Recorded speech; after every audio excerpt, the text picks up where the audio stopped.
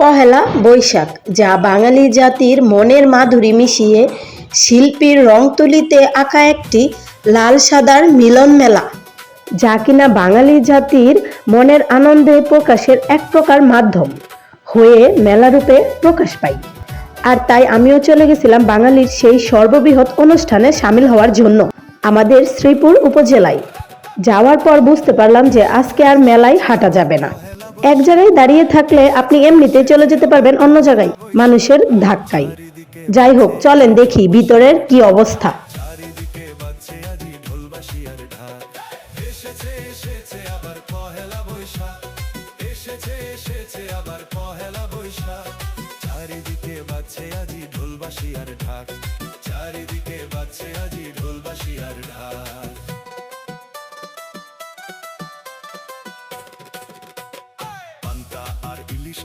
শুধু খালি ভিডিও করলে হবে? ঢং করে পিক তুলছি দেখেন।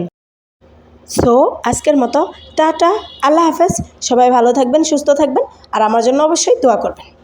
আল্লাহ হাফেজ।